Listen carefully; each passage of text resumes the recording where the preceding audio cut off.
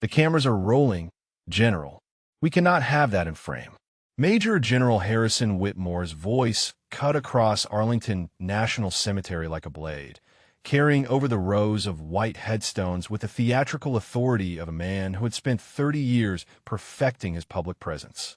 He gestured towards Section 60, where a figure moved between the graves of America's post-9/11 fallen.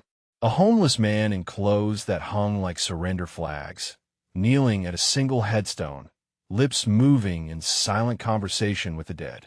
What Whitmore did not know, what no one at that nationally televised Veterans Day ceremony knew, was that the grave belonged to a Medal of Honor recipient, and the homeless man kneeling before it had carried the hero's body through 3 miles of enemy territory while bleeding from 7 wounds. Security, Whitmore snapped, his silver hair catching the November sun as he turned to the 2 soldiers flanking the press area. Remove him, quietly, before the broadcast picks him up. The soldiers exchanged a glance, but moved towards Section 60, their boots crunching on the frost-touched grass. The ceremony was scheduled to begin in 12 minutes. Dignitaries filled the folding chairs arranged before the temporary stage. Gold Star families sat in the reserved section, clutching photographs of sons and daughters who would never grow old. Press cameras formed a wall of black lenses and red recording lights. Everything was perfect. Everything was precise. Everything was exactly as General Whitmore had demanded, except for the vagrant kneeling 30 yards from the stage, ruining the frame. The man did not look up as the soldiers approached. He remained on his knees before a headstone that read Staff Sergeant Elijah Okonkwo, Medal of Honor, with dates that marked a life cut short at 31. His fingers, weathered and scarred, rested on the cold marble as if drawing warmth from stone that had none to give. His lips continued moving, words meant only for the dead. "Sir," one of the soldiers cleared his throat. "Sir, you need to leave. This is a restricted ceremony." The homeless man's voice came soft, hoarse from disuse. "Just a few more minutes. Please. I walked 12 miles to get here. I just need a few more minutes with him." His accent carried traces of somewhere far away, softened by decades in America. His suit jacket, 2 sizes too large and missing buttons, had been someone else's donation. His pants were held up with a length of paracord, but his shoes, split at the soles and held together with determination, had been polished. Polished with a rag and spit until they almost looked respectable. Almost. The soldiers hesitated. Something in the man's bearing gave them pause. The way he held himself, even on his knees. The economy of his movements when he finally looked up. Eyes that had seen things that did not fit into words. If you're watching this story from anywhere in the world, we would love to know where you're joining us from. Drop a comment below telling us your city or country.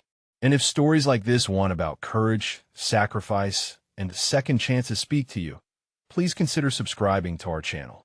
Your support helps us share more incredible, true stories that honor the forgotten heroes among us. Now, let us continue. "Sir," the soldier tried again. "I understand, but the general has ordered the area cleared. You cannot be here during the broadcast." The homeless man nodded slowly. He understood orders. He had followed them for 22 years. He had given them too, in places that did not exist on any map, to men whose names would never appear in any record. He understood the weight of authority and the price of defiance. "Yes, sir," he said quietly.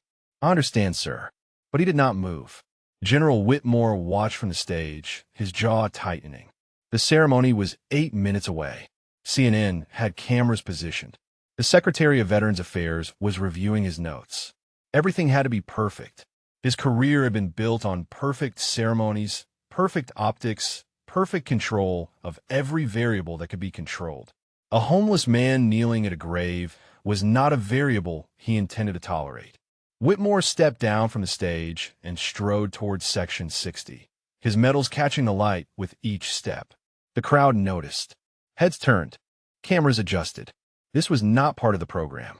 "What seems to be the problem here?" Whitmore demanded as he reached the grave site. His voice, carried deliberately, meant to be heard by the nearby press. "I gave clear instructions that this area was to be secured." "Sir," the soldier began, He says he just needs a few more minutes to visit the grave. He walked 12 miles to get here. Whitmore looked down at the kneeling man with undisguised contempt. The tattered clothes, the hollowed cheeks, the gray stubble on a face that looked like it had forgotten what comfort meant. He had seen 100 men like this one, drifting through VA waiting rooms and shelter lines, trading on claims of service that could never be verified. 12 miles, Whitmore repeated, his lip curling. And I suppose you served with a man buried here. Is that the story? The homeless man's hand moved unconsciously to his chest, where something hung beneath his threadbare shirt. Metal against skin. 2 sets of dog tags that had traveled through hell together. Yes, sir, he said quietly. I did. Whitmore's laugh was sharp and short. Of course you did. He turned to address the gathering crowd of onlookers, playing to his audience. Every Veterans Day we get them. Men who bought their stories at surplus stores and their dog tags on the internet. He looked back down at the kneeling figure. Those tags probably cost you $10. That suit probably cost less. And that grave belongs to a Medal of Honor recipient, a genuine American hero, not a prop for whatever sympathy you were trying to generate. The homeless man said nothing. His hand remained at his chest. His eyes remained on the headstone. Staff Sergeant Elijah Okonkwo, Prophet, the man who had thrown himself on a grenade so that Raymond Volkov could live. General, one of the soldiers said uncertainly, maybe we should just let him finish and then escort him out quietly. Whitmore's face reddened. Quietly? You want to let a vagrant kneel at the grave of a Medal of Honor recipient on national television, making a mockery of everything this ceremony represents, and you want to do it quietly. He reached down and gripped the homeless man's shoulder, fingers digging into the threadbare fabric. Get up, he commanded. Get up and get out. Now, before I have you arrested for trespassing and stolen valor. The homeless man rose slowly, unfolding from his knees with a movement that seemed almost military in its precision. He was taller than Whitmore expected, straighter. There was something in his posture that did not match the rags he wore, something that made the general's hand falter for just a moment on his shoulder. But Whitmore did not let go.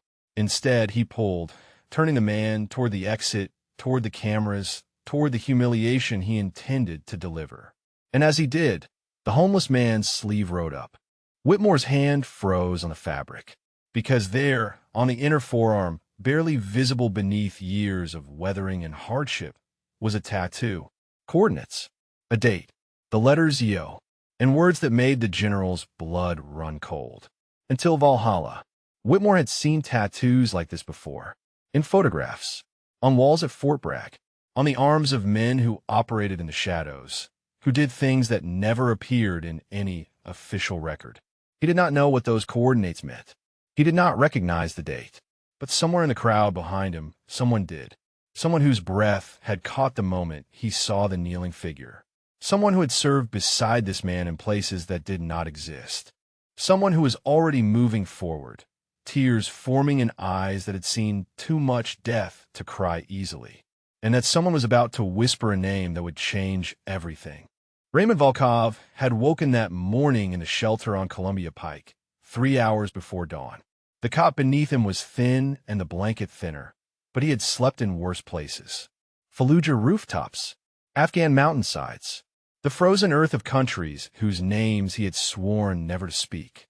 A shelter cot was luxury compared to the places his memory still wandered. He had risen quietly, careful not to wake the men sleeping around him.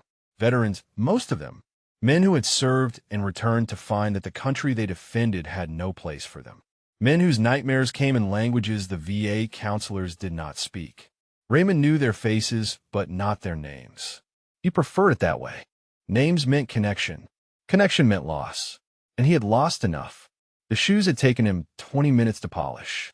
He had found a rag in the donation bin and used spit and determination to coax something like a shine from leather that had cracked and split months ago.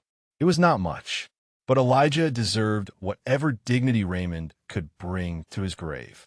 Elijah Okonkwo, Prophet, the man who had seen Raymond through 8 years of operations that would never be declassified. The man who had laughed at Raymond's terrible jokes in languages no one else on the team spoke.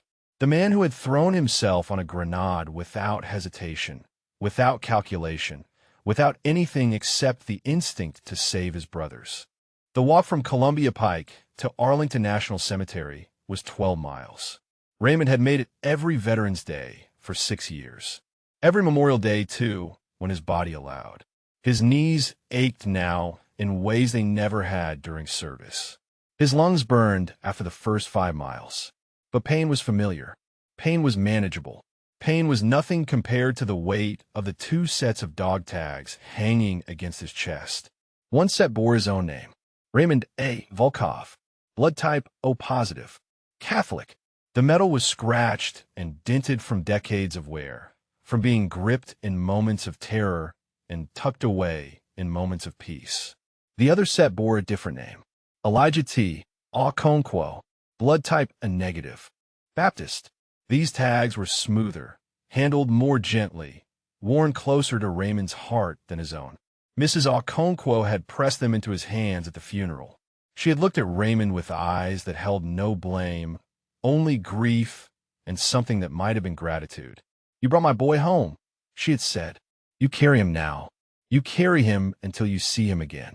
Raymond had carried him for 15 years, through the remainder of his service, through the medical retirement when his body finally surrendered to the accumulated damage, through the death of his wife, Maria, who had fought cancer for 2 years while Raymond watched helplessly, unable to save her the way he had failed to save Elijah, through the loss of their home when the medical bills consumed everything, through the slow descent into the streets when the grief became too heavy and the help too hard to accept.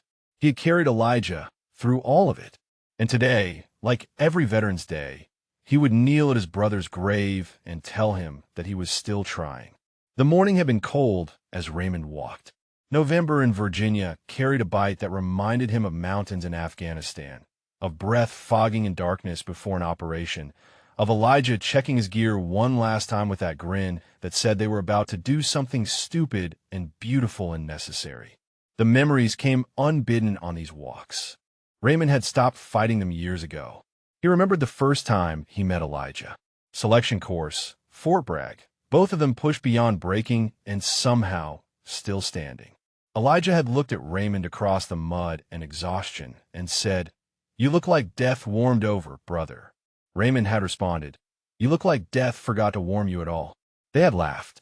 They had become inseparable. He remembered operations he could never speak of, compound raids in countries that denied American presence, extractions that saved lives the public would never know were in danger, long nights in safe houses playing cards and talking about home. Elijah speaking of his mother's cooking, her Nigerian recipes that she had adapted to American kitchens. Raymond speaking of Maria, of the life they would build when he finally came home for good. He remembered the last mission, September 14th, 2009, Kandahar Province, Operation Crimson Veil, the compound where everything went wrong, the grenade that rolled through the door like a casual invitation to death. Elijah's body moving before his mind could calculate the odds. The explosion that should have killed them all, contained instead by flesh and bone and love. Raymond remembered holding Elijah as the light left his eyes, the blood soaking through his gloves, the words that came soft and certain from lips that were already losing color. "Tell Mama I kept my promise. And you live, Ray. You live for both of us now." He had lived, if this could be called living, 6 years on the streets, hiding from the men who would have helped him, running from the family of the man who saved him, refusing the hand of every person who tried to pull him back. He had lived because Elijah had commanded it, but he had never figured out how to deserve it. The cemetery gates had been open when Raymond arrived. Security was light at the perimeter, focused instead on the ceremony area where the stage was being assembled. Raymond had slipped through the sections quietly, navigating by memory to the place where his brother lay beneath white marble and Virginia soil. The headstone was clean. Someone had tended it recently. Flowers lay at its base, fresh enough that the petals had not yet begun to curl. Mrs. Okonkwo probably. She still came every week despite her age, despite the distance, despite the son who would never come home to her cooking again.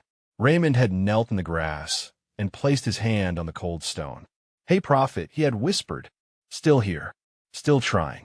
Still have not figured out what you saw in me that was worth dying for. But I'm still trying." He had been there for 20 minutes when the soldiers approached. 20 minutes of silence and memory and the closest thing to peace Raymond could find. 20 minutes before a general's voice shattered everything and a hand gripped his shoulder like he was something to be discarded. Now, standing in that general's grip with cameras pointed and crowds watching, Raymond felt the old training stir beneath the surface. The instincts that had kept him alive through 2 decades of impossible operations. The muscle memory that had never faded despite the years of neglect. He could have broken the general's grip in half a second. Could have put him on the ground in less than that. The movements were still there, coded into his nervous system like a language he could never forget. But Elijah had not died so that Raymond could assault a general at Arlington National Cemetery. Elijah had died so that Raymond could live. And living meant enduring. Living meant dignity. Living meant honoring the sacrifice even when the world tried to strip that honor away. So Raymond stood still beneath the general's hand. He let the insults wash over him. He kept his eyes on the headstone where his brother's name was carved in eternal stone. And he waited for whatever came next. Because somewhere behind the general, moving through the crowd with tears already forming, was a man who knew exactly what those coordinates meant. A man who had bled beside Raymond in the same compound where Elijah fell. A man whose whisper was about to change everything. Spectre. The word had not yet been spoken, but it hung in the air like a prayer waiting to be answered. General Whitmore released Raymond's shoulder as if the fabric had burned him. His eyes remained fixed on the tattoo, on the coordinates and date, and initials that meant nothing to him, but clearly meant something. The moment of hesitation lasted only a second before his training and public performance reasserted itself. "Nice ink," Whitmore said, loud enough for the nearby cameras to catch. "Let me guess. You found those coordinates online. Some battle you read about. Some story you could use to make yourself more convincing." Raymond said nothing. He lowered his sleeve slowly, covering the tattoo that marked the worst and best day of his life. The day he lost his brother. The day he learned what love actually cost. The crowd around them had grown. Press photographers adjusted their lenses, sensing something worth capturing. Gold Star families in the reserve section craned their necks to see what was disrupting their ceremony. A woman in the front row, her son's photograph clutched to her chest, watched with an expression that shifted between confusion and concern. "General," one of the soldiers said quietly, "perhaps we should handle this away from the cameras." Whitmore's jaw tightened. He had built his career on moments like this. Moments where strength and authority were displayed for public consumption. He was not about to let a vagrant in donated clothes make him look weak. "No," he said firmly. "This is exactly where we handle this." He turned to address the gathering crowd, his voice carrying with practiced projection. "Ladies and gentlemen, I apologize for this interruption. Every Veterans Day, we encounter individuals who attempt to exploit our ceremonies for personal gain. Individuals who claim service they never rendered, who wear symbols they never earned." He gestured toward Raymond, who stood motionless beside Elijah's grave. This man claims to have served with Staff Sergeant Okonkwo, a Medal of Honor recipient, one of the most decorated soldiers in recent military history. He pointed at Raymond's chest, where the outline of dog tags was visible beneath the thin fabric. "Those tags are probably replicas. That tattoo is probably copied from a photograph. And that story is probably rehearsed for maximum sympathy." The words washed over Raymond like water over stone. He had endured worse. Interrogation rooms where the questions came with electricity. Ambushes where the bullets came with prayers. A hospital room where his wife's last breath came with a whisper of his name. A general's contempt was nothing compared to the weight he already carried. But in the crowd, others were not so unmoved. Carmen Reyes sat in the Gold Star section, her son Miguel's photograph pressed against her heart. Miguel had been a corporal. He had served in Afghanistan. He had spoken in his letters about the operators who moved through their base like ghosts. men whose names were never spoken, but whose presence meant the mission was serious. Carmen did not know if this homeless man was telling the truth, but she knew what contempt looked like when it was aimed at someone who did not deserve it. She shifted in her seat, uncomfortable with what she was witnessing. 40 feet away, Command Sergeant Major Tobias Adeyemi had stopped moving. He stood at the edge of the crowd, his cane gripped tight in hands that had once held weapons in the same compounds Raymond had cleared. His eyes had not left the homeless man since he first spotted him kneeling at Prophet's grave. Tombstone, they called him, because the enemies he engaged rarely required a second round. He had served 3 tours with Raymond Volkov. He had been on the operation when Elijah died. He had helped carry Prophet's body to the extraction point, had watched Raymond refuse to let go even when the medics tried to separate them. He had attended the funeral where Mrs. Okonkwo pressed her son's dog tags into Raymond's shaking hands. And then Raymond had disappeared. 3 years after medical retirement, he had simply vanished. His apartment empty, his phone disconnected, his family searching, the entire special operations community putting out quiet inquiries through every channel they could access. Spectre was gone, and no one knew where. Until now, Adeyemi's breath came shallow as he studied the man standing before Whitmore's contempt. The face was thinner, the body diminished. The clothes were a tragedy of donated fabric and broken seams. But the bearing, the way he held himself, even under assault, the precise economy of movement when he had risen from his knees. That was Spectre. That was the man who had carried Prophet 3 miles through enemy territory. That was the ghost who had moved through darkness like he was born to it. Adeyemi began pushing through the crowd, his cane tapping urgently against the grass. On the stage, a young lieutenant from the honor guard watched the confrontation with growing unease. Something about the homeless man's posture did not match his appearance. The way he stood with his weight balanced, the way his eyes tracked movement in his peripheral vision without turning his head, the way his hands remained still at his sides, controlled and ready. The lieutenant had seen that posture before, in training videos, in demonstrations by operators who visited from units whose names were never spoken aloud.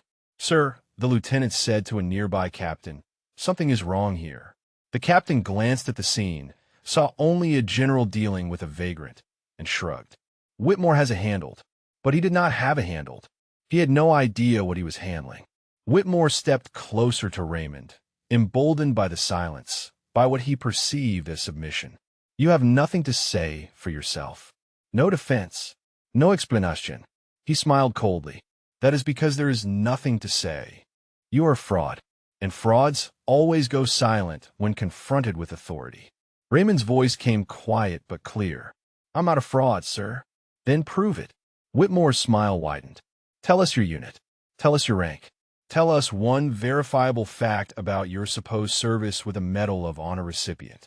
The crowd pressed closer. Cameras zoomed in. The ceremony was forgotten. This was the story now. A general confronting a homeless man over claims of valor. Raymond's hand moved to his chest, to the tags that hung against his heart. His fingers touched metal that had traveled through hell. 2 sets, 2 names, 2 brothers separated by death, but never by love. He could speak. He could recite coordinates and operations and the names of men who had died in his arms. He could describe the compound in Kandahar with precision that only someone who had been there could possess. He could list decorations and citations and the classified commendations that existed only in files most generals would never see. But something held him back. The same thing that had driven him to the streets. The same thing that made him refuse help from men who had bled beside him. The belief, carved deep by grief and guilt, that he did not deserve recognition, that he did not deserve to stand in the light while Prophet lay beneath the ground. "I would prefer not to, sir," Raymond said softly. "I just want to finish my visit with my brother." Whitmore laughed. The sound was sharp and mocking and designed to carry. "Your brother." He gestured at the headstone. "Staff Sergeant Okonkwo was a hero. You are a vagrant. The only thing you share with him is the audacity to stand at his grave." Behind Whitmore, pushing through the final row of onlookers, Command Sergeant Major Adeyemi finally reached the clearing. His eyes met Raymond's across the distance. Recognition flooded through him like electricity, like grief, like coming home to find a ghost standing in your living room. His lips moved before his mind could stop them. A single word, barely a whisper, but in the sudden silence that had fallen over the crowd, it carried like thunder. Spectre. Whitmore turned, irritation flashing across his face. What did you say? Adeyemi did not answer the general. His eyes remained locked on Raymond. Tears had begun to form in eyes that had witnessed death in a dozen countries. His voice cracked when he spoke again. My God, Ray, we have been looking for you for 3 years. The compound in Kandahar had smelled like dust and diesel and the particular tension that preceded every operation.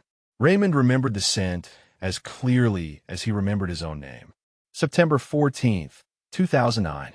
Operation Crimson Veil. The mission that would define everything that came after. They had inserted at 0300, moving through darkness like shadows given purpose. 8 operators from the most classified unit in the United States military. Call signs instead of names. Spectre, Prophet, Tombstone, Viper, Ghost Protocol in a country that officially had no American Special Operations presence. The target was a compound housing a Taliban commander with intelligence on an imminent attack against coalition forces. Extract or eliminate. No middle ground. No second chances. Raymond had been team leader. 20 years of service had honed him into something between human and weapon. He moved through the night with Prophet at his shoulder, the same position Elijah had occupied for 8 years. They did not need words anymore. A glance communicated volumes. A gesture directed fire. A touch confirmed brotherhood. The breach had gone clean. First room clear. Second room clear. The commander was in the third room, surrounded by guards who died before they could raise their weapons. Intelligence secured. Extraction imminent. And then the grenade. It came through a window they had cleared twice. A room they had marked as secure. Someone had hidden in a space too small for a man to occupy, waited until the Americans relaxed into extraction protocol, and thrown death through shattered glass. Raymond saw it hit the ground. He saw it bounce once, twice, rolling toward the cluster of operators near the door. He saw the faces of his brothers in the half-second before detonation. He saw his own death approaching with casual inevitability. And then Prophet moved. Elijah Okonkwo did not hesitate, did not calculate, did not weigh his life against the lives of his brothers and find a mathematics acceptable. He simply moved. His body covered the grenade like a blanket covering a child. His arms wrapped around the explosive like an embrace. The detonation was muffled by flesh and bone and love. Raymond had been 3 feet away, close enough to feel the pressure wave, close enough to be thrown against the wall, close enough to see Elijah's body absorb what should have killed them all. The silence after the explosion lasted only seconds.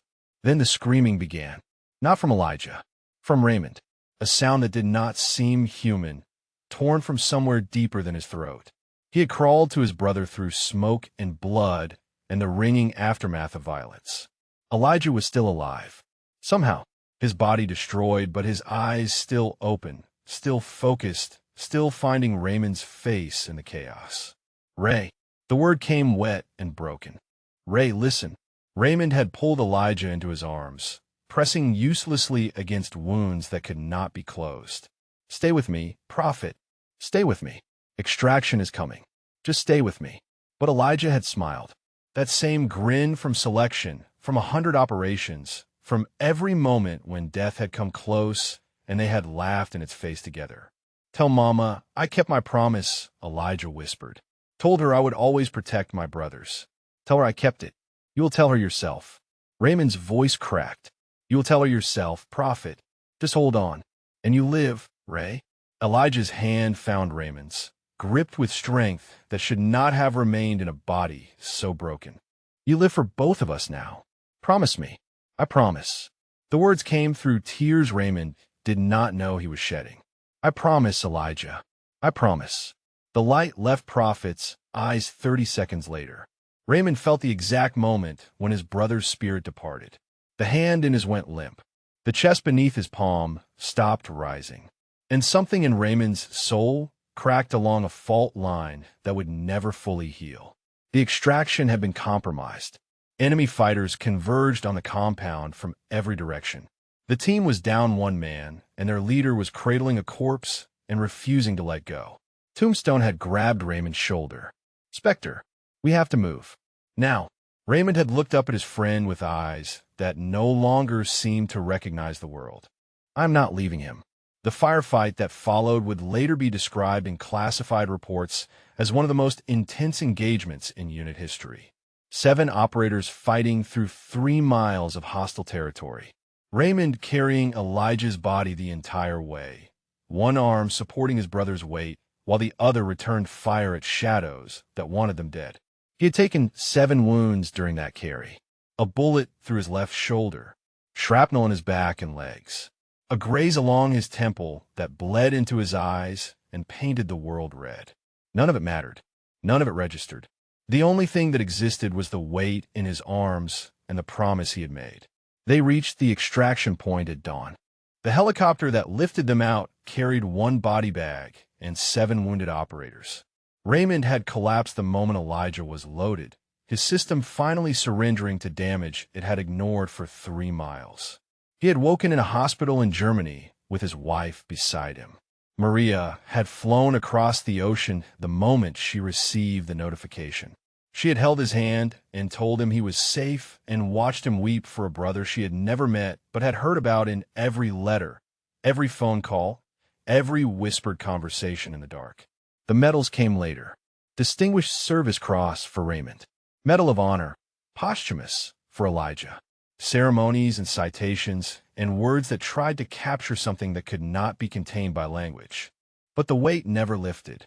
The promise never felt fulfilled. And when Maria died 6 years later, when the last anchor holding Raymond to the world of the living snapped, he had drifted into darkness and never found his way back. Until now, standing in Arlington with Adeyemi's voice echoing in his ears, Raymond felt the memory release its grip. The compound faded. The blood dried. The screaming stopped. He was back in the November morning, back at Prophet's grave, back in a moment that demanded he choose between hiding and being found. Tombstone stood 10 feet away, tears streaming down weathered cheeks. 3 years of searching finally ended. "Ray," Adeyemi said again. "My God, Ray, where have you been?" Raymond opened his mouth to answer. But before he could speak, General Whitmore stepped between them, his face twisted with irritation at this new interruption. "I do not know who you are," Whitmore snapped at Adeyemi, "but this is a restricted ceremony, and this man is being removed for trespassing. Whatever reunion you think you're having can wait until he is in custody." Adeyemi's eyes shifted to the general. The tears did not stop, but something harder appeared beneath them, something that made Whitmore take an unconscious step backward. "With respect, General," Adeyemi said quietly, "you have no idea what you are doing." Whitmore's face flushed with the particular anger of a man unaccustomed to being challenged. He straightened to his full height, medals gleaming, authority radiating from every polished button on his uniform. "I know exactly what I am doing," he said coldly. "I am protecting the integrity of this ceremony from frauds and their enablers." He looked Adeyemi up and down, noting the civilian suit, the cane, the lack of any visible rank or insignia. "And who exactly are you to tell me otherwise?" Adeyemi reached into his jacket pocket slowly, deliberately. His fingers emerged holding a worn leather case. He flipped it open to reveal an identification card that bore the seal of the Department of Defense and credentials that made Whitmore's eyes narrow. Command Sergeant Major Tobias Adeyemi, retired. 1st Special Forces Operational Detachment Delta. He held the credentials steady, letting the general absorb every word. 26 years of service. 3 tours with the man you just called a fraud. The crowd had gone still. Even the press cameras seemed to hold their breath. The name meant nothing to most of them, but the unit designation, that carried weight even among civilians. Delta Force. The name whispered in action movies and thriller novels. The reality classified beyond anything Hollywood could imagine. Whitmore's confidence flickered but did not break. Retired, he repeated, emphasizing the word. Which means you have no authority here, Sergeant Major. This is my ceremony, my responsibility, and I will not have it disrupted by emotional reunions with homeless men claiming connections they cannot prove. Cannot prove. Adeyemi's voice was quiet but carried like a blade. He turned to look at Raymond, who had not moved from his position beside Elijah's grave. His eyes traveled over the tattered clothes, the hollowed cheeks, the dignity that somehow survived beneath the ruin. Then he turned back to Whitmore. That man, he said, is Master Sergeant Raymond Volkov. Call sign Spectre. 22 years of service in units you do not have clearance to know exist. He has more combat deployments than you have staff meetings, more confirmed operations than you have press conferences, and more decorations than would fit on that chest you are so proud of displaying. Whitmore's jaw tightened. Anyone can make claims. Where is the proof? The proof is standing at his brother's grave, trying to pay respects while you humiliate him on national television. Adeyemi's voice rose slightly, controlled anger bleeding through professional restraint. The proof is in the classified files you will never see. The proof is in the men and women who came home because operators like him went into places that do not exist on any map. In the Gold Star section, Carmen Reyes had risen from her seat. Her son's photograph remained pressed against her chest, but her eyes were fixed on the confrontation with an intensity that surprised even her. Something about the retired Sergeant Major's words resonated with memories of Miguel's letters.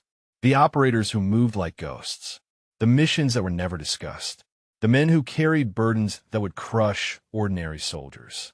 She began moving toward the scene, drawn by an instinct she did not fully understand. On the stage, the young lieutenant from the Honor Guard had abandoned his post. He stood at the edge of the platform, watching the homeless man with new eyes. The posture made sense now. The controlled movements. The way he tracked threats without appearing to look. This was not a vagrant pretending to be a soldier. This was a soldier pretending to be a vagrant. General Whitmore, the lieutenant called out, his voice cutting through the tension. Perhaps we should verify these claims before proceeding. Whitmore spun toward the interruption, fury twisting his features. Lieutenant, return to your post immediately. That is an order. The lieutenant hesitated. The cameras captured his indecision. The crowd watched the hierarchy of military authority waver in real time. Raymond finally spoke. His voice was soft, hoarse, but somehow it silenced every other sound in the cemetery. It is all right, he said. He was looking at Adeyemi, at the friend he had abandoned 3 years ago, at the brother who had never stopped searching. I do not need verification. I do not need recognition. I just came to see Prophet. That is all I wanted. Adeyemi's composure cracked. Tears spilled freely now, carving tracks down cheeks that had remained dry through firefights and funerals and years of wondering if his friend was alive or dead. Ray, he said, his voice breaking, we looked everywhere. Your apartment was empty. Your phone was disconnected. Mrs. Okonkwo has been sending letters to an address that returns them unopened. She lights a candle for you every Sunday. She prays for you every night. Raymond flinched as if struck. The mention of Prophet's mother hit harder than any of Whitmore's insults. He had run from her too, from her kindness, from her forgiveness, from the love she offered that he believed he did not deserve. I could not, he whispered. I could not face her. I could not face any of you. Not after I let him die. Let him die. Adeyemi stepped closer, ignoring Whitmore entirely now. Ray, you carried him 3 miles. You took 7 rounds protecting his body. You nearly died bringing him home. I should have seen the grenade. The words came torn and ragged from somewhere Raymond had kept locked for 15 years. I should have cleared that room better. I should have been the one to cover it. He was faster than me. He was always faster, and I let him be faster when it mattered most. The confession hung in the air like smoke. 15 years of guilt. 15 years of believing he had failed his brother. 15 years of punishing himself for surviving. Carmen Reyes reached the edge of the confrontation. She did not know these men. She did not know their history, but she knew grief. She knew the weight of losing someone who should have come home. and she knew that what she was witnessing was not a fraud being exposed. It was a hero being broken. "Stop," she said. Her voice was not loud, but it carried the authority of a mother who had buried her child. "Just stop." Whitmore turned to her with exasperation. "Ma'am, please return to your seat. This does not concern you." Carmen's eyes flashed. "My son died in Afghanistan. Corporal Miguel Reyes. He wrote me letters about men like this. Men who went where others could not. Men who carried burdens that would destroy anyone else." She stepped closer to Whitmore, her son's photograph held like a shield. "You want to know what concerns me, General? Watching you tear apart a man who gave everything while you stand there in your pressed uniform, in your polished medals, in your absolute certainty that you know who deserves respect." The crowd shifted. Murmurs rippled through the gathered families. The press cameras had not stopped recording. Every moment was being captured. Every word was being preserved. Whitmore looked around at the faces surrounding him. The Gold Star families who had begun to stand. The veterans in civilian clothes whose expressions had hardened.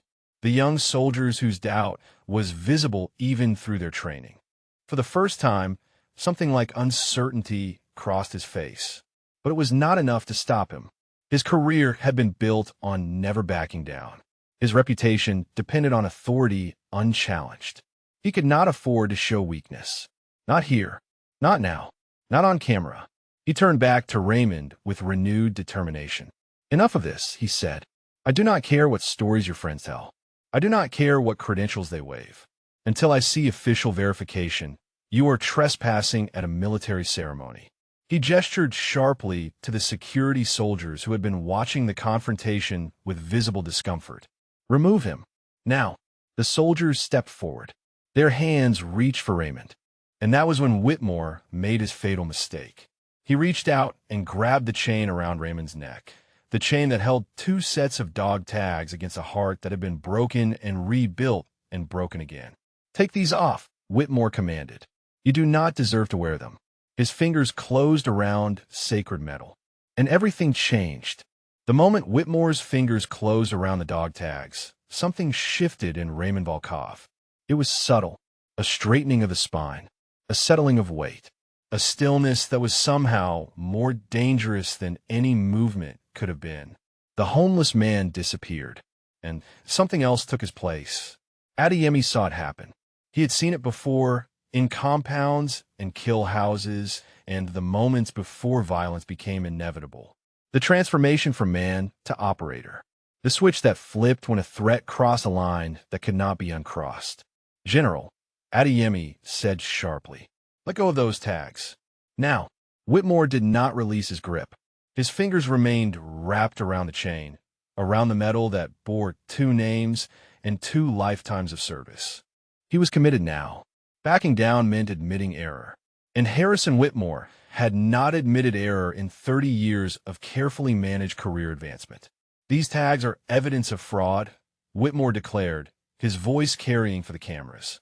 "They will be confiscated and examined. If they prove legitimate, which they will not, they will be returned through proper channels." Raymond's voice came low and cold. A voice Adeyemi had not heard in 15 years. A voice that had issued commands in darkness, that had called coordinates for air strikes, that had whispered last rites to dying enemies in languages they understood. "Remove your hand, General." Whitmore blinked. The tone did not match the appearance. The authority did not match the tattered clothes. For a moment, his certainty wavered, but only for a moment. "You do not give me orders, vagrant." He pulled on the chain, trying to lift the tags over Raymond's head. "I am a major general in the United States Army. You are nothing." Raymond's hand moved. Not fast, not aggressive, simply efficient. His fingers closed around Whitmore's wrist with a grip that spoke of decades of training in exactly how much pressure to apply to exactly which points. The general's hand went numb. The tags slipped from his grasp. Whitmore gasped, not from pain, though pain would come later when the nerves recovered. From shock. The movement had been so precise, so controlled, so utterly beyond what he had expected from the man before him. "I said remove your hand." Raymond released the wrist. Whitmore stumbled backward, cradling his arm, staring at the homeless man as if seeing him for the first time. The crowd had witnessed everything. The cameras had captured everything. The moment when a general had grabbed a man's dog tags. The moment when that man had responded with a technique that spoke of training most soldiers never received. The young lieutenant from the honor guard stepped forward from the stage. His eyes were wide, but not with fear, with recognition. "Sir," he said, addressing Raymond directly, "that wrist control, that is Krav Maga combined with something else. Something I have only seen demonstrated once by instructors from units that do not officially exist." Raymond did not respond. His eyes remained fixed on Whitmore, who was slowly recovering his composure and his outrage. "You assaulted me," Whitmore sputtered. "You just assaulted a general officer." He turned to the security soldiers. "Arrest him. Arrest him now." The soldiers hesitated. They had seen what everyone had seen. A general grabbing a man's personal effects. A man responding with minimal necessary force to remove the threat. The legal calculus was not as clear as Whitmore wanted it to be. "Sir," one of the soldiers began uncertainly. "That was not assault," Carmen Reyes interrupted. Her voice had found strength she did not know she possessed. "That was self-defense. You grab him first." Everyone saw it. Every camera recorded it. Whitmore's face contorted with fury. He looked around at the crowd, at the families who had begun to murmur among themselves, at the veterans whose expressions had grown hard and cold, at the press corps whose cameras had not stopped rolling. "This is insane," he said. "I'm trying to protect this ceremony from a fraud, and you're all acting like he is the victim." Adeyemi stepped forward, positioning himself beside Raymond. The two men stood together as they had stood in a dozen countries, shoulder to shoulder, brothers in a bond that transcended blood. "You want proof, General?" Adeyemi's voice carried with quiet authority. "You want verification? Fine." He turned to Raymond. "Ray, show him." Raymond was silent for a long moment. His hand rested on the dog tags that Whitmore had tried to take. Two sets of metal, two names, two lives intertwined by war and death and love. "I did not come here for this," Raymond said quietly. "I came to see my brother." "I know." Adeyemi placed a hand on Raymond's shoulder. The first friendly touch Raymond had allowed in 3 years. But Prophet would not want you to hide anymore. He would not want you living in shadows while men like this one parade around in the light. The words struck something deep. Prophet's voice echoed in Raymond's memory. "You live, Ray. You live for both of us now." For 15 years, Raymond had interpreted that command as survive. Exist. Endure. But standing here, with Tombstone at his side and Prophet's grave at his back, he wondered if he had been wrong. If living meant something more than mere survival. If living meant standing in the light, even when the light was painful. He looked at the headstone one more time. Staff Sergeant Elijah Okonkwo, Medal of Honor. The man who had thrown himself on a grenade without hesitation. The man who had commanded Raymond to live. Raymond reached up and gripped the collar of his donated jacket. With a single smooth motion, he pulled the fabric aside, exposing the full tattoo on his forearm and something else. Something that made several people in the crowd gasp. Scars. Not the random marks of accident or age. A map of violence. Shrapnel burns that traced patterns across his shoulder. A surgical line that ran from behind his left ear down to his collarbone. Bullet wounds, healed but visible, punctuating his arm like periods at the end of sentences written in blood. And the tattoo, fully visible now. Coordinates that marked a compound in Kandahar. A date that marked the worst day of his life. The letters Yo in script that mimicked Elijah's own handwriting. And beneath it all, the words that governed Raymond's existence. Until Valhalla, the young lieutenant drew a sharp breath. Those coordinates. I recognized them. Operation Crimson Veil. The mission where Staff Sergeant Okonkwo earned his Medal of Honor. He looked at Raymond with something approaching awe. You were there. You were on that mission. I was team leader, Raymond said. His voice had changed. Stronger now. Clearer. The voice of a man who had commanded other men in the darkness between life and death. Call sign Spectre. Master Sergeant Raymond Volkov. 22 years. 16 combats deploiement. Operations in countries whose names are still classified. He lifted the dog tags from his chest, holding them where everyone could see, 2 sets glinting in the November sun. "These belong to my brother," he said, indicating the second set. "Staff Sergeant Elijah Okonkwo, call sign Prophet. He gave them to me. His mother gave them to me, because I carried his body 3 miles through enemy fire rather than leave it behind." His eyes found Whitmore, who had gone very still. "And you tried to take them from me."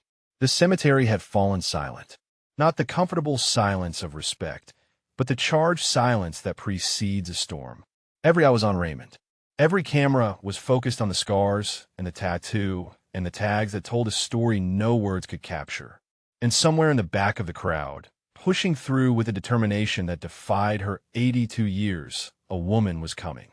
A woman who had been watching from the moment the confrontation began. A woman who had recognized the shape of a body she had helped raise from the moment she saw him kneeling at her son's grave. Mrs. Okonkwo had found her other son at last. Raymond could have walked away. Even now, with the crowd watching and the cameras recording and his scars exposed to the November air, he could have turned and disappeared into the cemetery. He had done it before, vanished from hospitals and shelters and the lives of people who cared about him. Disappearing was what he did best. It was the only mission he had successfully completed in 6 years. But something held him in place. The weight of the tags against his chest. The presence of Tombstone at his shoulder. The grave behind him where Prophet lay beneath white marble and Virginia clay. And something else. A voice in the crowd that pierced through the silence like a blade through flesh. Raymond. He knew that voice. He had heard it at a funeral 15 years ago, thick with grief, but steady with grace. He had heard it on phone calls he stopped answering. He had heard it in dreams where he stood at her door and begged forgiveness for surviving when her son had not. Mrs. Okonkwo. The crowd parted as she moved forward. 82 years old, walking with a cane but refusing assistance. Her silver hair was pulled back in the same style she had worn at Elijah's funeral. Her dark eyes held the same light that had shone in her son's face. And those eyes were fixed on Raymond with an intensity that made his knees threaten to buckle. She stopped 3 feet away, close enough to touch, close enough for Raymond to see the tears forming, close enough for him to smell the same perfume she had worn when she pressed Prophet's dog tags into his hands and told him to carry her boy until they met again. Raymond could not speak. 6 years of hiding, 6 years of running from this moment. 6 years of believing he did not deserve to stand before this woman who had every right to hate him for coming home when her son did not. "I knew you would be here," she said softly. "You come every year, every Veterans Day, every Memorial Day when your body allows. You think I did not know?" Raymond's voice cracked. "You knew. I have friends in this cemetery, child. Groundskeepers who tell me when a man in worn clothes comes to kneel at my Elijah's grave, who stays for hours talking to stone because he cannot talk to the living." She reached up and touched his face, her palm warm against his weathered cheek. "I have been waiting 6 years for you to let me find you." The touch broke something in Raymond that he had kept locked since Maria's funeral. A sound escaped him that was not quite a sob and not quite a word. His hand came up to cover hers, to hold it against his face, to anchor himself to something real and warm and alive. "I let him die," Raymond whispered. The words came unbidden, torn from the same place as the sound. "I was team leader. I should have seen the grenade. I should have cleared that room better. I should have been faster. He was always faster than me, and I let him be faster when it mattered most." Mrs. Okonkwo shook her head slowly. Her other hand came up to frame his face, forcing him to meet her eyes. "You did not let him die, Raymond. You let him live the way he chose to live." She smiled through tears that matched his own. "My Elijah was always going to give himself for others. From the time he was a boy, sharing his lunch with hungry children, standing between bullies and their victims. It was who he was. And when that grenade came through the window, he did exactly what God made him to do. But I survived. The guilt poured out now, unstoppable. I survived and he did not, and I have spent 15 years trying to figure out how to deserve that. You deserve it because he decided you did." Her voice was firm now, steady with the faith that had sustained her through burying her only child. "Elijah chose you. Raymond. He chose all of you. And when you carried his body 3 miles through enemy fire, when you refused to leave him behind, you honored that choice. You honor my son. The crowd watched in silence. Gold Star families wept openly. Veterans stood at attention, tears streaming down faces that had remained dry through their own private hells. Even the press corps had lowered their cameras, unwilling to intrude on something this sacred. Carmen Reyes clutched her son's photograph and let herself cry for the first time since his funeral. Whitmore stood frozen, his earlier certainty crumbling as the reality of what he had done began to penetrate. He had mocked this man, grabbed him, tried to strip him of the tags that connected him to a Medal of Honor recipient. And now he was watching a mother embrace the soldier who had carried her son's body home. Mrs. Okonkwo pulled Raymond into her arms. He went rigid for a moment, unaccustomed to touch, unaccustomed to comfort. Then something released in him, and he sagged against her, his face buried in her shoulder, his body shaking with sobs he had held back for 6 years. "My boy," she murmured. "My other boy. I have missed you so much. I am sorry." The words came muffled against her coat. "I am so sorry I ran. I am sorry I cannot face you. I am sorry I could not save him. You saved him in every way that mattered." She stroked his hair like she had stroked Elijah's when he was young. "You brought him home to me. You carried him when you were bleeding and broken and the world was trying to kill you. That is not failure, Raymond. That is love." They stood like that for a long moment. A mother and the son she had claimed through grief and gratitude. A soldier and the family he had tried to abandon. Two people finding each other at a grave that connected them more deeply than blood ever could. Adeyemi watched with tears running freely down his face. He had searched for 3 years, put out inquiries through every channel, checked shelters and hospitals and morgues, dreading each call that might confirm his friend was gone. And now here was Raymond, alive, broken but breathing, held in the arms of Prophet's mother like a child finally come home. When Mrs. Okonkwo finally released Raymond, she kept hold of his hand. She turned to face Whitmore, who looked like he wanted the ground to swallow him whole. "General," she said. Her voice was calm, but carried an edge that made him flinch. "This man carried my son 3 miles through enemy territory. He took 7 bullets protecting Elijah's body. He has spent 15 years blaming himself for surviving when my boy did not." She stepped toward Whitmore, pulling Raymond with her. "And you tried to take his dog tags. You called him a fraud. You humiliated him in front of cameras and crowds and the families of fallen heroes." Her eyes held his without wavering. "What do you have to say for yourself?" Whitmore opened his mouth, closed it, opened it again. For the first time in 30 years, Harrison Whitmore had no words prepared. No deflección rehearsed. No authority to hide behind. Because the authority in this moment did not belong to generals or ceremonies or the carefully managed optics of public relations. It belonged to a mother, and she was still waiting for an answer. Raymond stood beside her, still holding her hand. He had come to this cemetery to kneel at a grave and speak to the dead. He had expected nothing else. No recognition, no reunion, no redemption.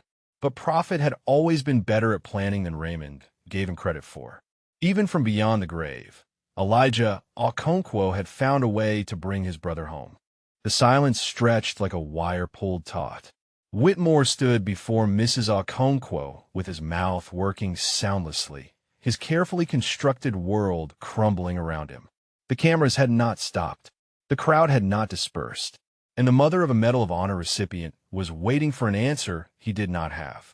"I was trying to protect this ceremony," he finally managed. His voice had lost its commanding edge. "I was trying to maintain the dignity of this event." Mrs. Okonkwo's eyes did not waver. "Dignity? You speak of dignity while you grab a grieving soldier and try to tear the memory of my son from his neck."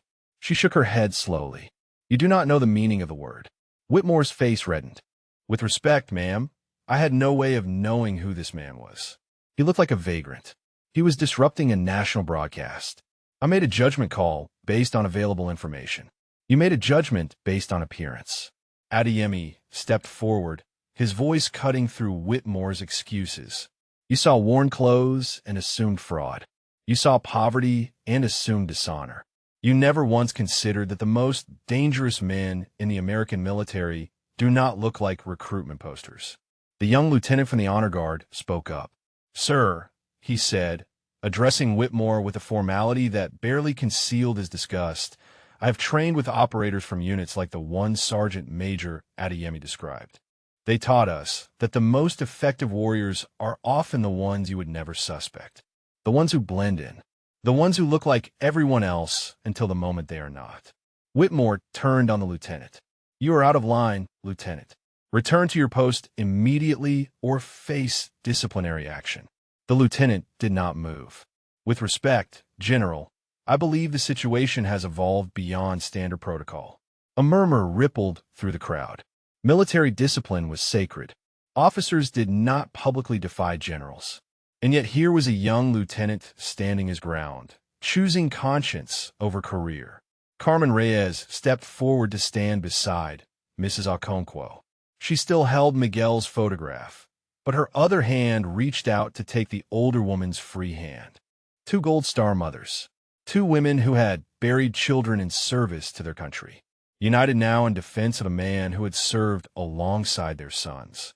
"General Whitmore," Carmen said, her voice steady despite the tears still wet on her cheeks, "my son wrote me letters from Afghanistan. He told me about men who operated in the shadows, men whose names were never spoken, men who went into the worst places so that soldiers like Miguel did not have to." She looked at Raymond, who stood silent and overwhelmed beside Mrs. Okonkwo. "I do not know if this man ever crossed paths with my son, but I know that men like him are the reason Miguel survived as long as he did. And I will not stand here and watch you destroy one of them for the crime of looking poor." The crowd had begun to shift. Veterans in civilian clothes moved forward, forming a loose semicircle around Raymond and the women who defended him. Some wore baseball caps with unit insignias. Others wore pins on lapels or patches on jackets. All of them had recognized something in Raymond's bearing, in his scars, in the way he held himself even under assault. One of them, a man in his 60s with a prosthetic leg visible beneath his trousers, spoke up. "I did 2 tours in Iraq. Never saw combat like the operators saw. But I knew men like him, men who went out at night and came back at dawn covered in things they could not talk about." He fixed Whitmore with a stare that had no deference in it. "You owe this man an apology, General. You owe all of us an apology." Whitmore looked around at the faces surrounding him. The Gold Star families who had risen from their seats. The veterans who had abandoned the spectator area to stand with one of their own. The press corps whose cameras documented his humiliation in real time. His career flashed before his eyes. 30 years of careful advancement. Political relationships cultivated. Ceremonies perfected. Image maintained. All of it crumbling because he had grabbed the wrong man's dog tags. "This is absurd," he said, but his voice lacked conviction. "I'm not going to apologize for doing my job, for protecting this ceremony from what appeared to be an intruder." Appeared to be. Raymond's voice cut through the general's protests. Soft but clear, carrying the weight of 22 years of service that Whitmore could not begin to comprehend. "You never asked who I was, General. You never asked why I was here. You saw what you expected to see, and you acted on assumption." He stepped forward, releasing Mrs. Okonkwo's hand gently. She let him go, understanding that this was something he needed to do himself. "I have served in places you will never know existed. I have done things that will remain classified until everyone involved is dead. I have watched brothers die in my arms and carried their bodies through fire because leaving them behind was not an option." His voice grew stronger with each sentence. The operator emerging fully now, the mask of homelessness falling away to reveal the steel beneath. "I did not come here for recognition. I did not come here to disrupt your ceremony. I came here to kneel on my brother's grave and tell him that I am still trying to deserve the life he gave me." He reached up and lifted the dog tags from his chest, holding them in the November light. "These tags are not props. They're not purchased from surplus stores. This set bears my name, Raymond A. Volkov, Master Sergeant. Service number 427886291. Blood type O positive. 22 years of service to a country that forgot me the moment I stopped being useful. He lifted the second set, and this set bears the name of Staff Sergeant Elijah T. Okonkwo, Medal of Honor recipient. My brother in everything but blood. The man who threw himself on a grenade so that I could stand here today and be called a fraud by a general who has never heard a shot fired in anger. The cemetery had gone completely still. Even the wind seemed to hold its breath. Raymond's eyes found Whitmore's and held them. You want me to remove these tags, General? You want me to prove they are real? He stepped closer, close enough that Whitmore had to fight the urge to step back. I will tell you what is real. I will tell you exactly what these coordinates mean.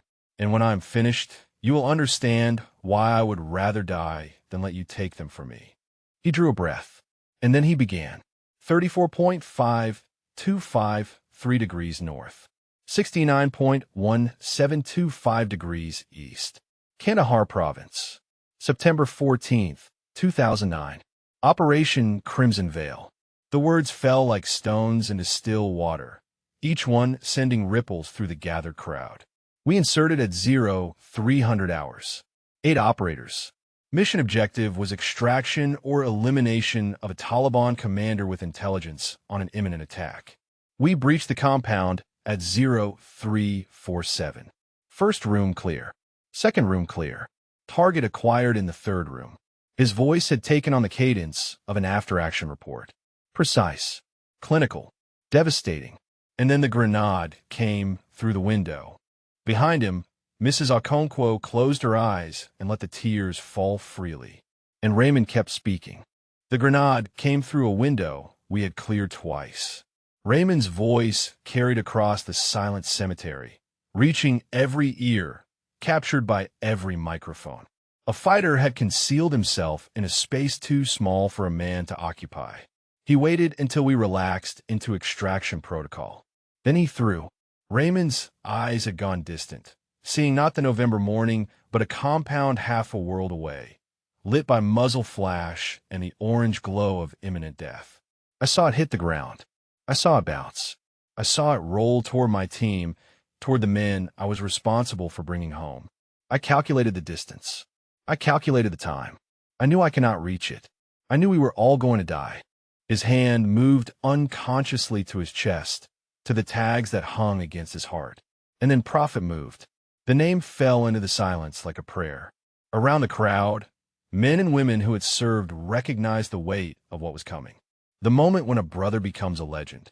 Staff Sergeant Elijah Okonkwo did not hesitate, did not calculate, did not weigh his life against ours and find the mathematics acceptable.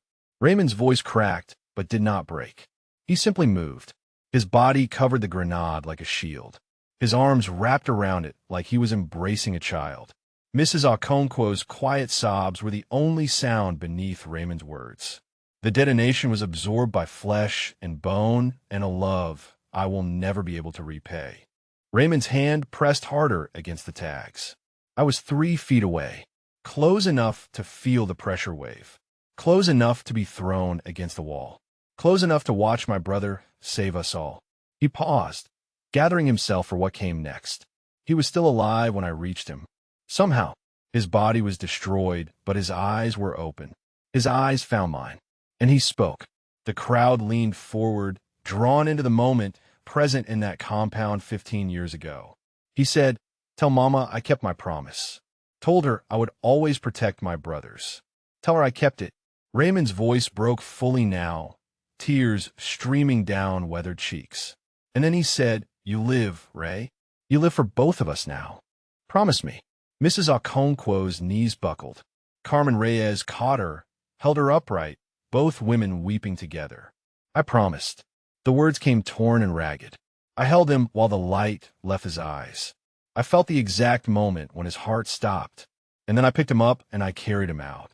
Raymond lifted his arm, exposing the scars that mapped his shoulder and bicep.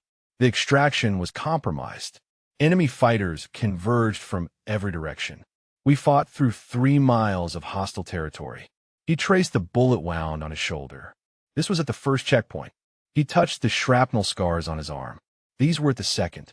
He indicated the surgical line running from ear to collarbone. This was from a round that missed my carotid by a centimeter. 7 wounds. Adeyemi's voice came rough with emotion. He took 7 wounds during that carry. Never put Prophet down. Not once. Raymond shook his head. I could not leave him. The medics tried to take him when we reached the extraction point. Tried to separate us. He looked at Whitmore, who had gone pale as ash. I had to be sedated before they could pry him from my arms. The young lieutenant from the honor guard had tears running down his face. He was not alone. Throughout the crowd, hardened veterans wept openly. Gold Star families clutched photographs of their own fallen. Press cameras recorded faces twisted with grief and awe and something that looked like reverence. A voice came from near the stage, thin and wavering, but carrying the unmistakable authority of age and rank. Spectre. The crowd parted. A woman in her 70s moved forward, her bearing military despite civilian clothes. Silver hair cropped short, eyes that had seen decades of service.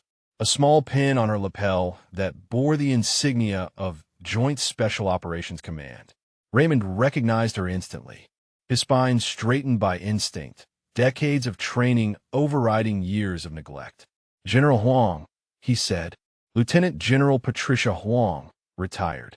Former commanding officer of JSOC. Current board member of the Congressional Medal of Honor Society.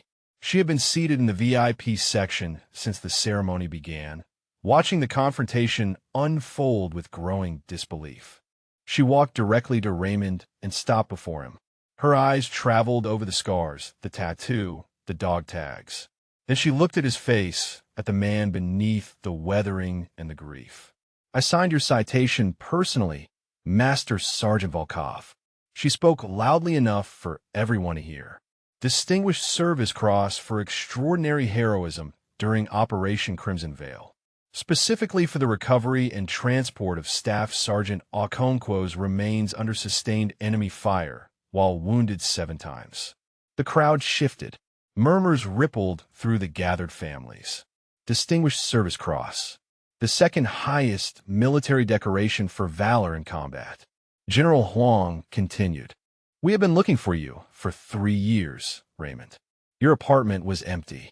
Your phone disconnected. The entire Special Operations community has been searching. I could not stay, Raymond said quietly. After Maria died. After everything. I cannot stay. Huang nodded slowly. Understanding filled her eyes.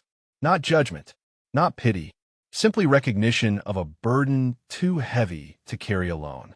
She turned to face Whitmore, who looked like he wanted to sink into the earth. General Whitmore, she said.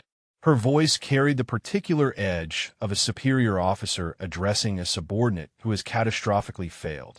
I watched you attempt to physically remove the dog tags of one of the most decorated special operators in Army history. I watched you call him a fraud. I watched you humiliate him on national television while he was trying to visit the grave of the man who died saving his life. Whitmore's mouth opened, but no sound emerged. Do you have anything to say for yourself? It was the same question Mrs. Okonkwo had asked, but coming from a 3-star general, it carried consequences Whitmore could calculate with terrible clarity. His career was over. The cameras had captured everything. The public humiliation, the assault on a war hero, the contempt for a man who had given more than Whitmore could comprehend. There was no spin that could save him, no political connection that could make this disappear. General Whitmore looked at Raymond, at the scars and the tags and the tears still wet on his face, at the man he had dismissed as worthless and discovered too late was priceless. And for the first time in 30 years, Harrison Whitmore had nothing to say at all. The silence was his verdict, and everyone present knew it. Lieutenant General Huang turned away from Whitmore's silence and faced the crowd. Her voice carried with the authority of someone who had commanded warriors in the shadows for 3 decades. I want everyone here to understand exactly who this man is, she said, gesturing toward Raymond. Not the version you see before you today. The version that exists in classified files. The version that kept this country safe while most of you slept peacefully in your beds. She paused, letting the weight of her words settle. Master Sergeant Raymond Volkov served 22 years in units that do not officially exist. 16 combat deployments across 4 continents. Operations in countries whose names remain classified to this day. She began walking slowly around Raymond, addressing the crowd like a professor delivering a lecture. His decorations include the Distinguished Service Cross, 3 silver stars, 2 bronze stars with Valor Device, and 5 Purple Hearts. His personnel file runs to 400 pages, most of which I am not authorized to discuss even in my retirement. The crowd absorbed this in stunned silence. The numbers alone told a story of sustained valor that few could comprehend. Huang stopped in front of Raymond and looked up at him. But what the files cannot capture is what the men who served with him would tell you. That Spectre was the man you wanted beside you when everything went wrong. That he never left a brother behind. That he carried wounds that would have stopped other men and kept fighting because the mission required it and his team needed him. Raymond's jaw tightened. The praise was harder to bear than the contempt had been. When Staff Sergeant Okonkwo made his sacrifice, Huang continued. Master Sergeant Volkov did not hesitate. He did not calculate survival odds. He picked up his brother, and he walked 3 miles through enemy territory while bleeding from 7 wounds. She turned to face Whitmore again. That is who you tried to remove from this cemetery, General. That is whose dog tags you grabbed. That is the man you called a fraud. Whitmore had not moved. His face had gone from pale to gray, the color of a man watching his life collapse in real time. A commotion near the stage drew attention. An aide was hurrying forward with a phone pressed to his ear, his face urgent. He reached General Huang and whispered something that made her eyebrows rise. She nodded and turned back to the crowd. It seems, she announced, that this confrontation has been broadcast live for the past 20 minutes. The network covering the ceremony chose not to cut away. She allowed herself a small, grim smile. The Pentagon has received over 10,000 calls in the last 15 minutes. Congressional offices are being flooded. The Secretary of Veterans Affairs, who was supposed to deliver remarks in 5 minutes, has requested that Master Sergeant Volkov speak instead. A ripple of shock moved through the gathered families. Raymond shook his head immediately. I did not come here for that. I did not want to speak. I just wanted to see my brother. Mrs. Okonkwo stepped forward, still supported by Carmen Reyes. Her eyes were red, but her voice was steady. Raymond, she said softly, Elijah would want you to speak. He would want you to tell people what service really costs, what sacrifice really means. She reached out and touched his arm. You have been silent for 15 years. Maybe it is time to let your voice be heard. Raymond looked at her, at the woman who had lost her only son and still found it in her heart to claim the man who survived, at the grace that had sustained her through grief that would have destroyed lesser souls. He looked at the headstone behind him. Staff Sergeant Elijah Okonkwo, Medal of Honor. Prophet, you live, Ray. You live for both of us now. For 15 years, he had interpreted those words as a command to survive, to endure, to exist in the shadows where no one could see his shame. But maybe Prophet had meant something else. Maybe living meant more than mere survival. Maybe living meant standing in the light, speaking truth, honoring the fallen by refusing to let their sacrifice be forgotten. Raymond drew a breath that seemed to come from somewhere deeper than his lungs. All right, he said quietly. I will speak. General Huang nodded and gestured toward the stage. The crowd parted as Raymond walked forward. Mrs. Okonkwo walked beside him, her hand in his. Adeyemi fell in a step on his other side. Carmen Reyes followed close behind. They moved through the sea of faces like a procession. Veterans reached out to touch Raymond's shoulder as he passed. Gold Star families whispered words of gratitude and grief. The young lieutenant from the Honor Guard snapped to attention and held a salute as Raymond approached the stage. Raymond climbed the steps slowly. His worn shoes made soft sound against the wood. His donated jacket hung loose on his frame. He looked nothing like the polished generals and politicians who usually stood at this podium. But when he reached the microphone and turned to face the crowd, something shifted. The homeless man disappeared. The operator emerged. And the people gathered at Arlington National Cemetery saw, perhaps for the first time, what 22 years of classified service had forged. Raymond looked out at the faces before him. The Gold Star families, the veterans, the press corps with their cameras, the politicians who had come for photo opportunities and found something else entirely. He looked at Mrs. Okonkwo, seated now in the front row beside Carmen Reyes, at Adeyemi, standing at the edge of the stage with tears still wet on his face. At the headstone visible in section 60, white marble against green grass, marking the place where his brother slept. Then he looked directly into the cameras that were broadcasting his face to millions of Americans. "My name is Raymond Volkov," he said. His voice was rough but clear, carrying across the silent cemetery. "For 22 years, I served in the United States Army. I held ranks and titles that most people will never know existed. I did things in the dark so that others could live in the light." He paused, letting the words settle. "But I'm not here to talk about myself. I am here to talk about the men and women who did not come home. The ones whose names are carved in stone throughout this cemetery. The ones whose sacrifices are forgotten the moment the ceremonies end and the cameras turn away." His hand moved to the dog tags at his chest. "I am here to talk about my brother, Staff Sergeant Elijah Okonkwo, call sign Prophet, the finest man I ever knew. The man who threw himself on a grenade without hesitation because that is who he was. Not because he calculated odds. Not because he weighed his life against ours. Because protecting his brothers was as natural to him as breathing." Mrs. Okonkwo's quiet sobs carried in the stillness.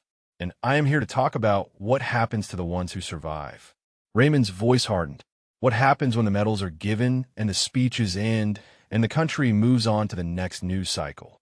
What happens when the warriors come home and discover that the nation they defended has no place for them? He looked at Whitmore, who stood frozen at the edge of the crowd. You see a homeless man, and you assume fraud. You see worn clothes, and you assume dishonor. You see poverty, and you assume failure. His eyes swept across the crowd. But every veteran you pass on the street, every man or woman who looks broken and forgotten, they might have carried burdens you will never understand. They might have scars you will never see. They might have stories that would bring you to your knees. The cemetery was absolutely silent. Not a cough, not a whisper, just Raymond's voice and the weight of truth. "My brother told me to live for both of us. For 15 years, I thought that meant survival. Existing. Enduring." He shook his head slowly. "I was wrong. Living means honoring their sacrifice by refusing to let them be forgotten. Living means standing up when it would be easier to disappear. Living means telling the truth even when it hurts." He drew a breath. "So here is the truth. Here is the truth," Raymond said, his voice steady now, carrying to every corner of the cemetery and every camera broadcasting his face to the nation.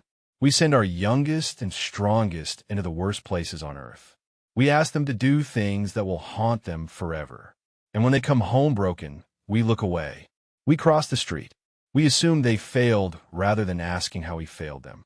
He gripped the edges of the podium, the scars on his hands visible to the front rows. "I served 22 years. I gave everything I had. And when my wife died and the grief became too heavy, when the memories became too loud, there was no one there. The VA lost my paperwork 3 times. The waiting list stretched for months. The system that was supposed to catch me let me fall through every crack it had." His eyes found the Gold Star families in the front rows. "But I'm not here to complain about systems. Systems can be fixed. What cannot be fixed is the way we look at each other, the assumptions we make, the humanity we deny to people who no longer look the way we expect heroes to look." Raymond turned slightly, his gaze falling on Whitmore, who stood motionless at the edge of the crowd. General Whitmore saw a homeless man at a military ceremony. He saw a threat to his perfect optics. He saw something to be removed, discarded, forgotten. He never once saw a human being. He never once asked my name. He never once considered that the man before him might have earned a right to stand at that grave. Whitmore's face contorted with something between shame and the last vestiges of defiance. But the cameras were watching. The nation was watching, and there was nowhere left to hide. "I did not want his career destroyed," Raymond said quietly. The words rippled through the crowd with surprise. I want him to understand. I want everyone to understand. We are all one bad day away from being the person others look past. One tragedy, one loss, one moment when the weight becomes too much. And when that day comes, what we need is not judgment. We need someone to see us, to ask our name, to remember that we were once whole. Mrs. Okonkwo was weeping openly in the front row. Carmen Reyes held her hand, her own tears falling onto her son's photograph. Raymond looked back at the headstone visible in section 60. Prophet's grave, the place where his brother slept beneath white marble and Virginia clay. Elijah Okonkwo saw me, he said softly. From the first day we met at selection, covered in mud and barely standing, he saw something in me that I did not see in myself. He saw it every day for 8 years. And on September 14th, 2009, he saw it one last time before he threw himself on that grenade. His voice broke, but he pressed on. He saw someone worth dying for. And I have spent 15 years trying to understand why. Trying to figure out what he saw. Trying to deserve the life he purchased with his own. Raymond lifted the dog tags from his chest, holding them where everyone could see. I never found that answer alone. I looked for it in bottles and shelters and the bottom of every dark place a man can fall. But standing here today, surrounded by people who served and people who lost and people who remember, I think I finally understand. He looked at Mrs. Okonkwo. He saw someone who would carry him home, someone who would never leave him behind, someone who would love him not because of what he could do, but because of who he was. And he knew that kind of love was worth protecting, worth dying for. Mrs. Okonkwo nodded through her tears, her hand pressed against her heart. Raymond turned back to the cameras. So here's what I'm asking. Not for me. For the 50,000 veterans sleeping on American streets tonight. For the 20 veterans who will take their own lives today. For every man and woman who served this country and came home to find that the country had moved on without them. His voice rose, not with anger, but with conviction. See them. Ask their names. Hear their stories. Do not assume that broken means worthless. Do not assume that poor means fraudulent. Do not assume that the person in front of you has nothing to offer because they no longer look the way you expect. He paused, letting the silence carry his words. Because some of them carried brothers through enemy fire. Some of them held dying friends and promised to live for both. Some of them gave everything they had and have nothing left but scars and memories and the hope that someone, somewhere, will remember they exist. Raymond stepped back from the podium. He had said what needed to be said. The rest was up to others. General Huang moved forward and spoke quietly to an aide. The aide hurried toward Whitmore and said something that made the color drain completely from his face. He turned and walked away from the ceremony without a word. His career ending not with a dramatic confrontation, but with a quiet escort to an uncertain future. No one watched him go. Every eye remained on Raymond. The young lieutenant from the honor guard approached the stage.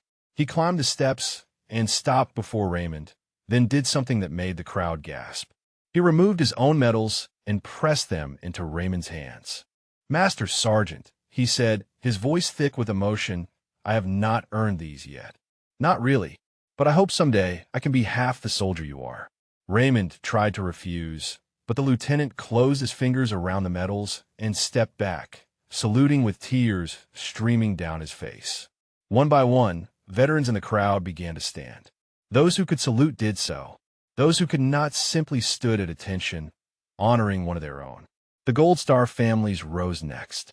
Carmen Reyes, the others who had lost children and spouses and siblings to wars most Americans had forgotten were still being fought. They stood not at attention, but with hands over hearts, recognizing the bond that connected their loss to Raymond's survival. Mrs. Okonkwo was the last to rise. She stood slowly, Adeyemi helping her to her feet. She did not salute or place her hand over her heart. Instead, she simply looked at Raymond with a mother's love, with the grace of a woman who had found her other son at last.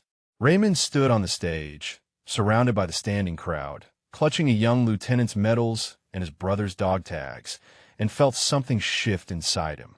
Something that had been frozen for 15 years began to thaw. He was not healed.